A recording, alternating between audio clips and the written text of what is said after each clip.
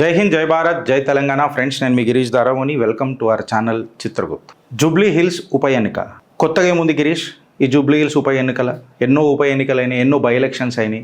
ఇది కొత్త కాదు కదా తెలంగాణ రాష్ట్రానికి కొత్త కాకపోవచ్చు. కాకపోతే జూబ్లీ హిల్స్ కాన్స్టిట్యుయెన్సీకి ఒక ప్రత్యేకత ఉన్నది. ఏందనంటే, ఓ సాధారణ ఎలక్షన్లు అయిపోయిన తర్వాత ఇది ఒక అసాధారణమైన ఎలక్షన్ అని చెప్పి నేను మాట్లాడతా. అసాధారణమైన ఎలక్షన్ అని ఎందుకు అంటున్నానంటే, ఇట్స్ సింపుల్ ఎలక్షన్ అని కాదు అని చెప్తున్నా.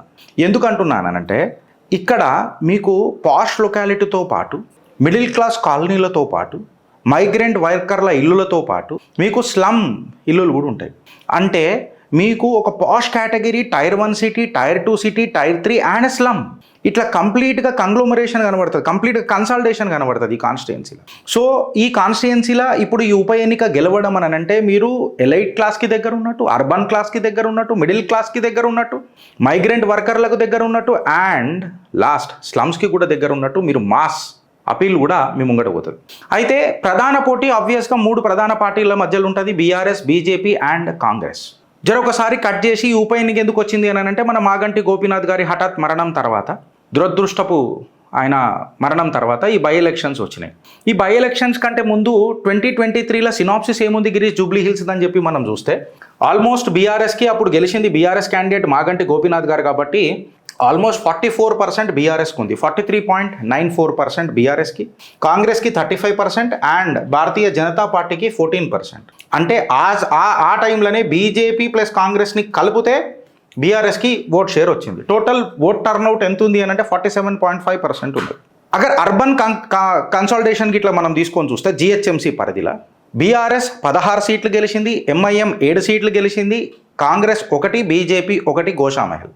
సో భారతీయ రాష్ట్ర సమితి ఈ అర్బన్ ఏదైతే హోల్డ్ ఉన్నదో దాన్ని గట్టిగా పెట్టుకుంటుందా, లేకపోతే ఏదైతే గేట్వే ఓపెన్ కానిక ప్రయత్నం అవుతుంది ఉప ఎన్నిక ద్వారా, ఆ గేట్వేలో ఎంటర్ కానిక బీజేపీ కాంగ్రెస్ ప్రయత్నం చేస్తుందా అని అనేది ఈ చిట్టా. ఇప్పుడు చాలామంది మాట్లాడతారు. ఇప్పుడు సికింద్రాబాద్ పార్లమెంట్ అనగానే మనకు 2 పేర్లు చాలా ఇంపార్టెంట్గా వస్తాయి. ఒకటేమో ఆబ్వియస్గా సికింద్రాబాద్ పార్లమెంట్కి నేతృత్వం వహిస్తున్న కిషన్ రెడ్డి అన్న, ఇంకొకటి రాష్ట్ర అధ్యక్షులు రామచంద్రరావు గారు.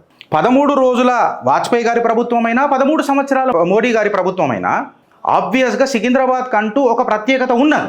ఈ ప్రత్యేకత ఇప్పుడు నిజంగా చెప్పాలనంటే ప్రదర్శన రూపంలో, నిజంగా చెప్తున్నా, భారతీయ జనతా పార్టీ దీన్ని చాలా సీరియస్గా తీసుకుంటుంది. Because it is a gateway for 2029 elections. Secunderabad పార్లమెంట్కి గెలవంగానే మనకు జిహెచ్ఎంసీ కాగానే 2029. So quarter final, semifinal and ఫైనల్కి ఇది gateway Jubilee Hills elections. Because public category కూడా నేను మీకు చెప్పిన, అక్కడ ఓటర్ కేటగిరీ ఎట్లున్నదో.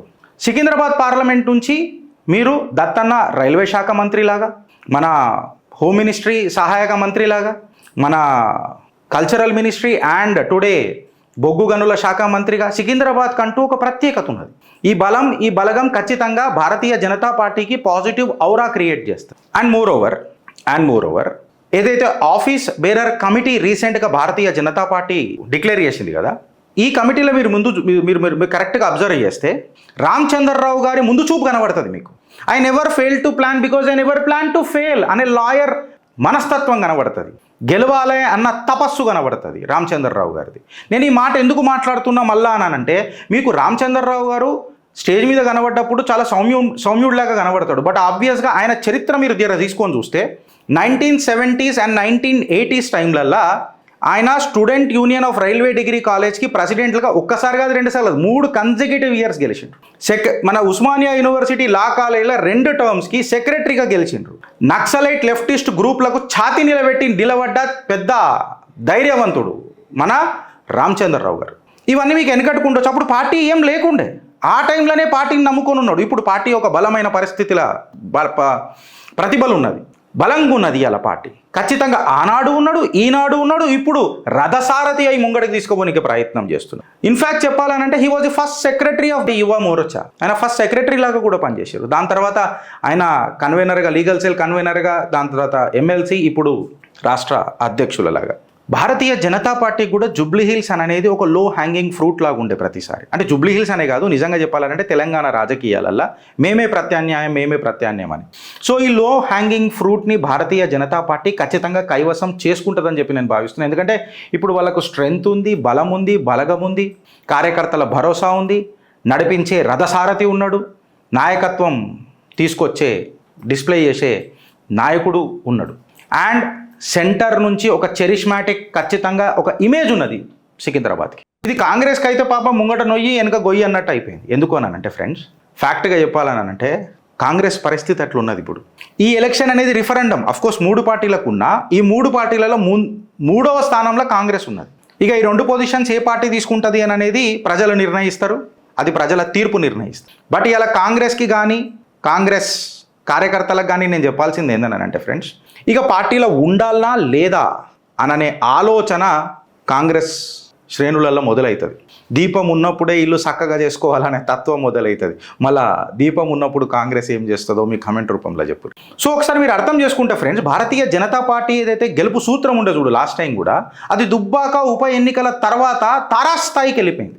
2018లో నిజామాబాద్ కరీంనగర్ గెలిచిన తర్వాత దుబ్బాక ఒక కొత్త ఊపిచ్చింది. అక్కడి నుంచి జిహెచ్ఎంసీ కొట్టినాం, తర్వాత హుజూరాబాద్ కొట్టినాం. తెలంగాణలో ప్రత్యామ్నాయం ఎవరు అనంటే భారతీయ జనతా పార్టీ అని నిలిచిపోయింది.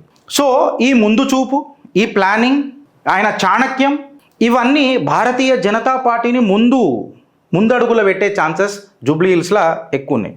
కిషన్ రెడ్డి గారి నివాసం కూడా అక్కడనే, రామచంద్రరావు గారి నివాసం కూడా అక్కడనే. ఇవన్నీ భారతీయ జనతా పార్టీకి ఖచ్చితంగా కలిసి వస్తాయి. ఈ ప్లానింగ్ ఖచ్చితంగా భారతీయ జనతా పార్టీని ముందుకు తీసుకపోతాయి. సుమారు 3,90,000 ఓటర్లు ఏమో ఉన్నారనుకుంటా, ఇఫ్ ఐఎమ్ నాట్ రాంగ్. ఇక్కడ మైనారిటీ ఓటు బేస్, ముస్లిం మైనారిటీ ఓటు బేస్ కూడా ఎక్కువ. సో ఆబ్వియస్గా ఈ హిందుత్వ అజెండా అనేది భారతీయ జనతా పార్టీ కూడా గట్టిగా ముందుకు తీసుకుపోతుంది. ఇదంతా ఎందుకు అనంటే ఇక్కడ 2 దిగ్గజాలు ఉన్నారు, పెద్ద బలగాలు పనిచేస్తాయి. ఒకటి కిషన్ రెడ్డి గారి నేతృత్వము, ఇంకొకటి రామచందర్ రావు గారి రథసారథి యొక్క నేతృత్వంలో ఈ ఎలక్షన్స్ పోతాయి. సో ఇక్కడ అంగుటా చాప్లు ఎవరు లేరు, అబజబ జబ్బా డిమ్ డిమ్ డిబా అననే ఎవరు లేరు ఇక్కడ. సో వీళ్ళిద్దరికి ఒక ప్లస్ పాయింట్ ఉన్నది ఏందనంటే, ఈ సికింద్రాబాద్ పార్లమెంట్ని ఒక ఇంక్లూజివ్ రాజకీయాలకు తీసుకొని వచ్చి ఏవైతే ఇప్పటిదాకా ఎక్సెట్రా ఉండనో, అప్రహెన్షన్స్ ఉండనో అవన్నిటినీ కట్ చేసే ఆస్కారం కూడా గట్టిగా ఉన్నది. కరెక్ట్గా చెప్పాలనంటే వెనకటికి కూడా కొంతమంది శవాలు అని ఎక్సెట్రా ఎవరైతే మాట్లాడినరో వాళ్ళకు కూడా ఇది సవాల్ విసురుతుంది, ఇక్కడ కలిసి పనిచేస్తారా లేదా అని. ఇది Bharatiya Janata party. BRS already అక్కడ ఎగ్జిస్టింగ్ సీట్, వాళ్ళకు ఆల్రెడీ 44% ఉన్నది. 44% ఉన్నది కాబట్టి దాన్ని రీటైన్ చేసినా వాళ్ళు ఎలక్షన్ గెలుస్తారు. ఆబ్వియస్గా బీజేపీ కాంగ్రెస్ కలిసి పోటీ చేస్తుందని చెప్పి నేను ఎప్పుడు అనుకోను. ఇంకా ఏమన్నా అయితే వీళ్ళ చాకచక్యం వల్ల భారతీయ జనతా పార్టీకి ప్లస్ ఉంటుంది తప్ప, పోటీ ప్రధానంగా ఉంటే అది బీఆర్ఎస్కి బీజేపీకి ఉంటుంది తప్ప ఇటు కాంగ్రెస్ ఎట్టి పరిస్థితులలో ఉండదు ఫ్రెండ్స్. ఇది మాత్రం పక్క. ఎందుకు ఉండదు అని అంటే రేవంత్ రెడ్డి గారి స్వయం కృతాపరాధమే ఇలా కాంగ్రెస్ పార్టీకి ఒక శాపం అయిపోయింది. రేవంత్ రెడ్డి గారి రాజకీయ ఏవైతే అడుగులు ఉన్నాయి చూడు, వాళ్లకు పిడుగులైనవి. హైడ్రా నాశనమే, ఫీజు రియంబర్స్మెంట్ నాశనమే, మీ జాబ్ నోటిఫికేషన్లు నాశనమే, రైతు భరోసా ఏమాయ్, 6 గ్యారంటీలు ఆవిరైపోయాయి. నువ్వు ఎక్కడ ఏమి తీసుకొచ్చినా నువ్వు కరప్షన్ అన్నావు, ఇప్పటిదాకా పీసీ ఘోష్ కమిటీ దగ్గరకే ఆగిపోయి. సో ఎక్కడ కూడా నా ఇద్దరు వాళ్ళు బీఆర్ఎస్ని ఫ్రేమ్ చేయలేకపోయారు, నార్ బీజేపీని తట్టుకోలేకపోయింది కాంగ్రెస్. సో ఆబ్వియస్గా ఇన్ని రోజులు రేవంత్ రెడ్డి గారు ఏవైతే అడుగులేద్దామని అనుకుంటున్నారో ఇప్పుడు అవి పిడుగులై తన మీదనే పడేటట్టు ఉన్నాయి ఈ ఎలక్షన్లో.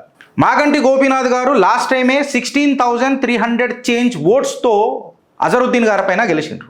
కేవలం ఇప్పుడు ఆ ఓట్ బేస్ చేసుకున్న బీఆర్ఎస్ గెలుస్తుంది. బట్ ఇక్కడ ఒక అజ్గర్ నీళ్ళకి దిగింది, అదే భారతీయ జనతా పార్టీ. నేను అందుకే ఇప్పటిదాకా ప్లానింగ్ చెప్పిన. సో ఇప్పుడు పోటీ ఏముంటుంది అని అంటే అది బీజేపీ బీఆర్ఎస్ మధ్యలోనే ఉంటుంది ఖచ్చితంగా. And last but not the least, ఇది రేవంత్ రెడ్డి గారికి ఒక రిఫరెండం అవుతుంది. ఇన్ఫ్యాక్ట్ 3 పార్టీలకు రిఫరెండం అవుతుంది. రిఫరెండం ఏంటంటే సాధారణ ఎలక్షన్స్ అయిపోయిన తర్వాత ఈ అసాధారణమైన ఎలక్షన్ ఏదైతే ఉన్నదో ఈ ఉప ఎన్నిక, వీళ్ళు ఎవరు అనేదే రిఫరెండం తెలంగాణ. మళ్ళీ కాంగ్రెస్ ప్రజా పరిపాలన మంచుకున్నదా లేదా బీఆర్ఎస్ యొక్క ప్రతిపక్ష పాత్ర గట్టిగా పోషిస్తున్నది, ఎస్ మేము తప్పు చేసినాము, మ్యాండేట్ ఏదో మిస్ అయిపోయింది అని చెప్పి ప్రజల పర్సెప్షన్ మారుతుందా, లేక మేమే ప్రత్యామ్నాయం తెలంగాణకు అని చెప్పి భారతీయ జనతా పార్టీ అడుగులేస్తుందా అనేది జూబ్లీ హిల్స్ ఉప ఎన్నిక రిజల్ట్స్ తెలుపుతాయి ఫ్రెండ్స్. దీని మీద మీ అభిప్రాయం ఏందో నాకు జర చెప్పుండ్రి. భారత్ మాతాకి జై.